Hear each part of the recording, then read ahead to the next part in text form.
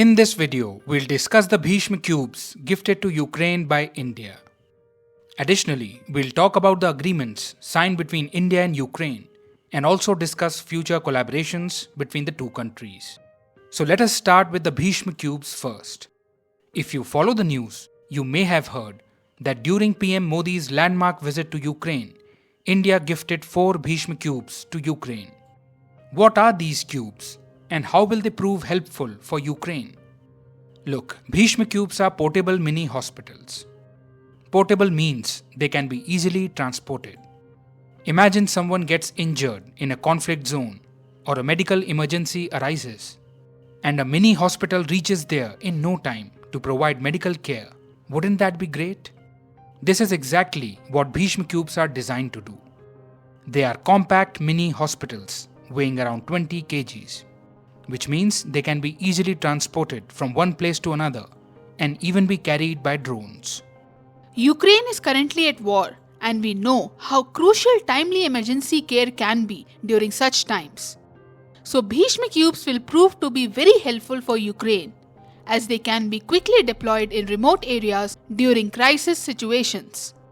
They are well equipped to handle almost 200 types of medical emergencies, ranging from burns and cuts to basic surgeries. Bhishma cubes also have their own power and oxygen supplies, making these medical units self-sufficient for a certain period.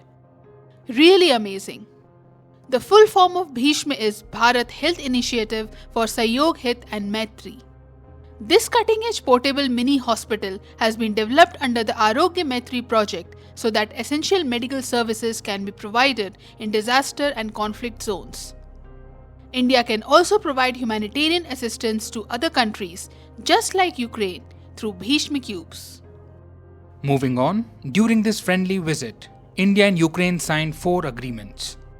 These agreements are in the fields of agriculture, medicine, culture, and humanitarian assistance. This shows that India is ready to relaunch its relationship with Ukraine by putting aside the pain points of the past. Pain points like Ukraine criticizing India's 1998 nuclear tests, raising questions about India's Kashmir policy, and supplying more than 300 T-80 battle tanks to Pakistan, despite India's objections. Anyway, despite the bond between the two countries not being very strong in the past, India has now shown signs that it will no longer neglect improving its ties with Ukraine. In fact, rebooting its ties with Central Europe is a historic milestone in India's European diplomacy. We'll discuss this in detail in a separate video. In this video, we are focusing only on the ties between India and Ukraine. Ukraine is the second largest nation in Europe. Of course, the largest nation is Russia. We know that, area-wise, Russia is the world's largest nation. It's huge. A small part of it is in Europe and the rest is in Asia. To the west of the Ural Mountains is the European part of Russia and to the east is the Asian part. As you can see, less than 1/3 of Russia's area lies in Europe, but even then, this small portion alone is 6.5 times larger than Ukraine. Russia is that huge. Anyway, we were talking about Ukraine. Ukraine is the second largest nation in Europe and is rich in resources. This country is known for its agricultural strength, which is why India has signed an agreement with Ukraine to collaborate in the field of agriculture. In the future, both countries may cooperate closely in defense matters as well. India has already benefited a lot from Ukraine's Zorya gas turbines, which have been used in India's battleships, submarines, and even in the Chandrayaan space mission. Seeing this benefit, both countries are moving forward with plans to develop gas turbine plants and jointly manufacture military equipment in India. In the future, India can also benefit from Ukraine's waterborne drone technology. So if everything goes well, we would see collaboration between the two countries in developing modern, affordable defense equipment. There is also a lot of potential for cooperation in digital technology. An agreement has already been signed to collaborate in the areas of culture and education. Additionally, India can contribute significantly to the post-war reconstruction of Ukraine, which would create opportunities for India's labor market.